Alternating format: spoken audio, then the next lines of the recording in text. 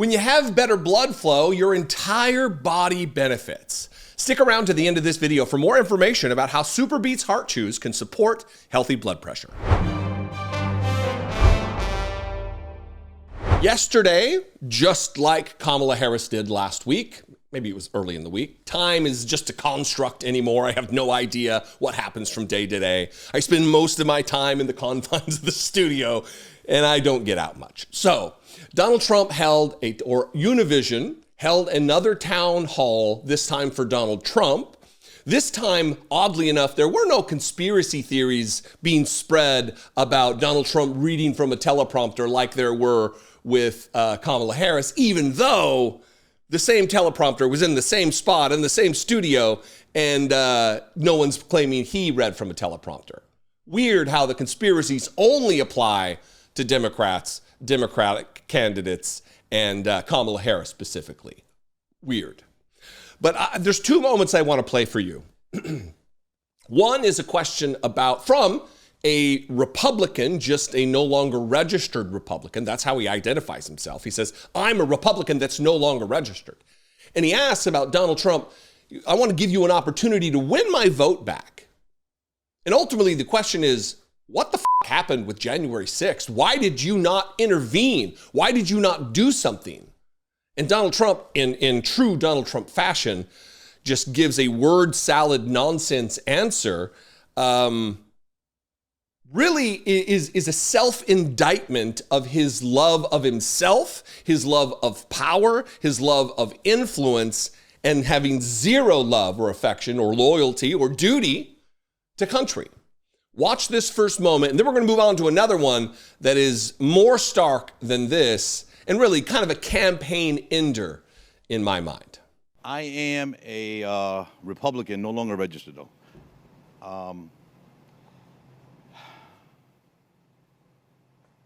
I want to give you the opportunity to try to win back my vote.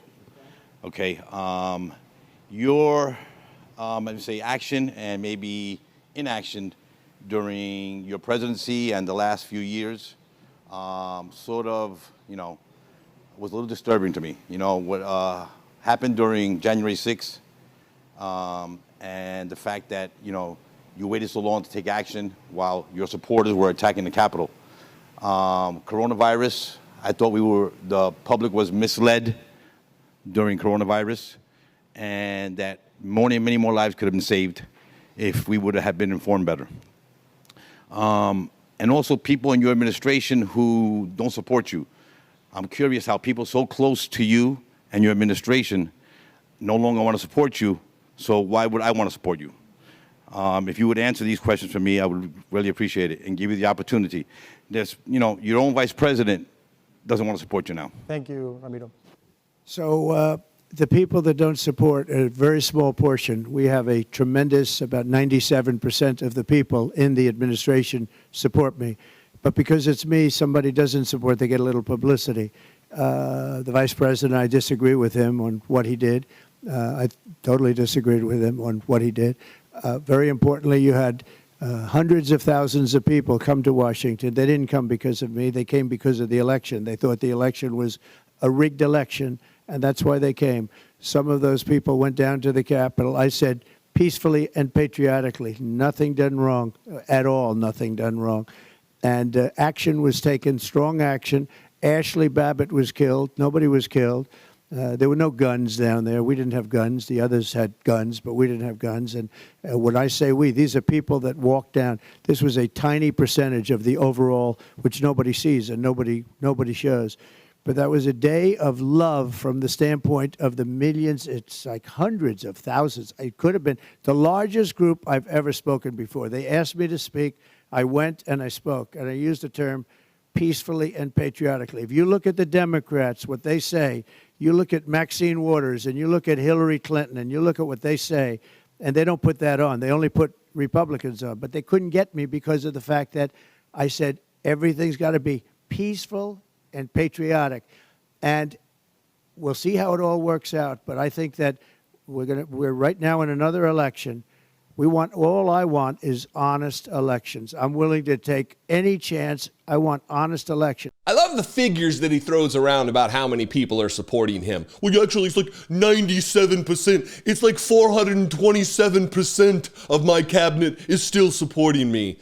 Look, when the people who knew him the best, we're not talking about low-level staffers who had an office, 55 doors away in the old executive office building adjacent to the White House. We're not talking about those people, the MAGA people who are just champing at the bit for a chance to be in another administration of Donald Trump.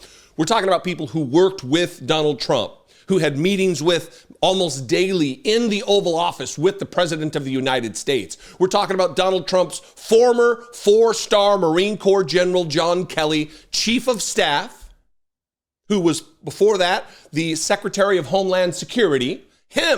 He says Donald Trump not fit to be in office.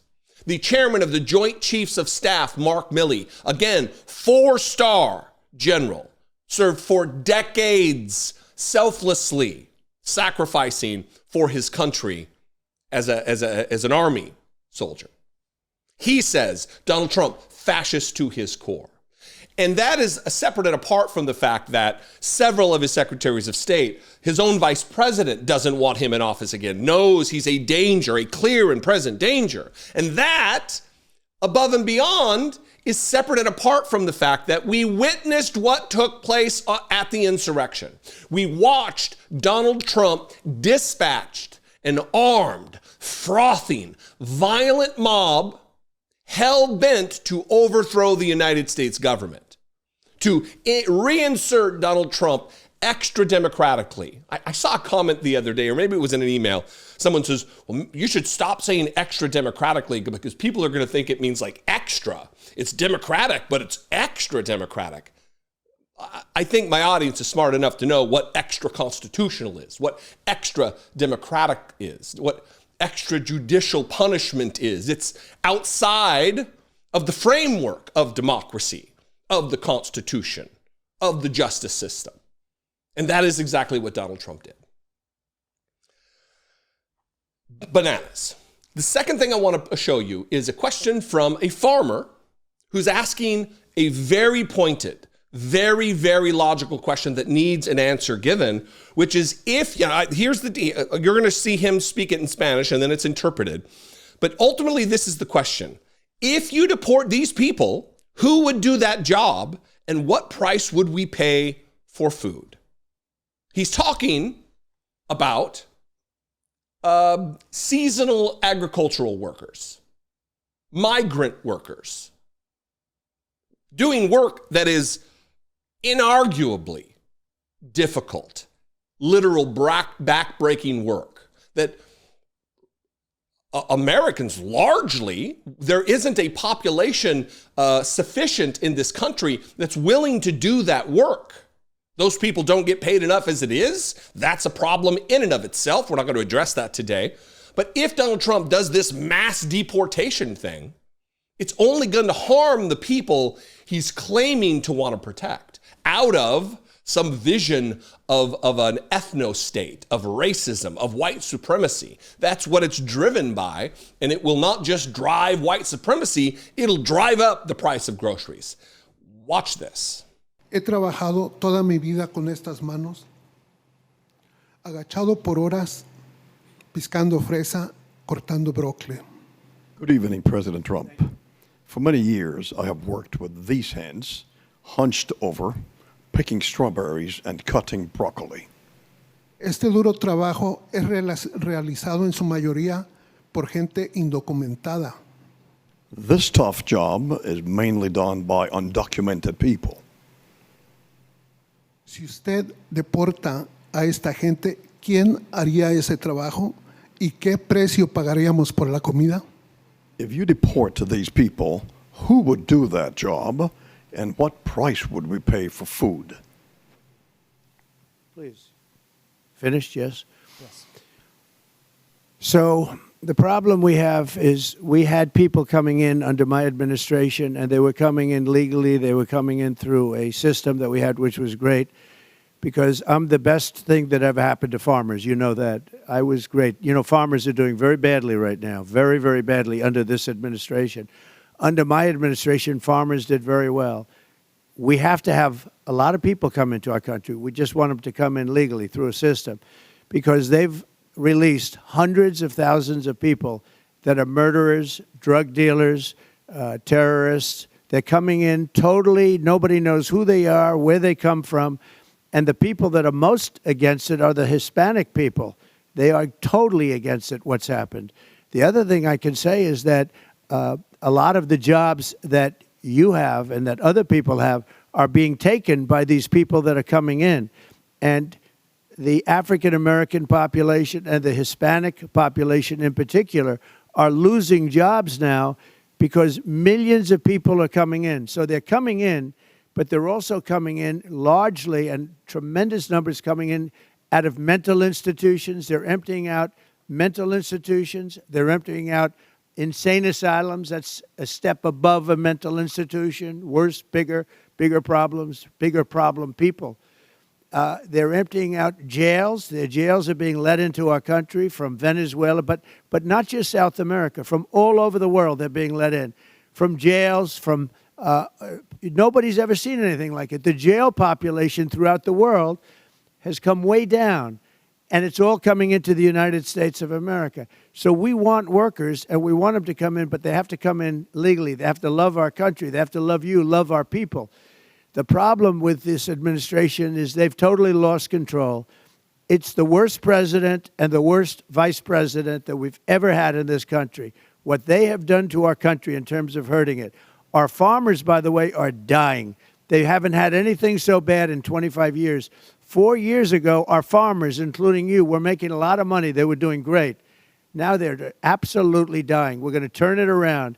But we want people to come in, but we don't want murderers. So it was just announced that last month by the Border Patrol that under Biden and Harris, they allowed 13,099 convicted murderers, people in jail, to come into our country. They released them from jail into our population. And nobody wants that. And that doesn't include the terrorists and all of the others, the gang members, MS-13 gang members, and other gang members. We have to have people that are great people come into our country, but we do want them in, and I want them in even more than you do. And we're going to make it so that people can come into our country legally. Thank you. Good question. Thank you. Ugh, get a load of this jerk off. And I want them in even more than you do. He doesn't know this guy. He doesn't know what this guy wants. He doesn't know the levels of what his desires are. Yet he already knows, I want these people in more than you do. Fantastic way to win the vote, Donald Trump. You just challenge people and put them down. Look, it's obvious if we lose this segment of the labor force that it's going to be a decimator for our economy, for prices in the grocery store. The same thing that MAGA world claims to want to talk about constantly. They claim to care about. They claim to be impacted by so much is inflation in the grocery aisles. Yet this is a surefire recipe for disaster related to that item. But it doesn't matter because what's the most important thing to them is vile racism and white supremacy. Now, I was watching TikTok yesterday, and Jamel Bowie, who's a New York Times columnist and really has an amazing TikTok account.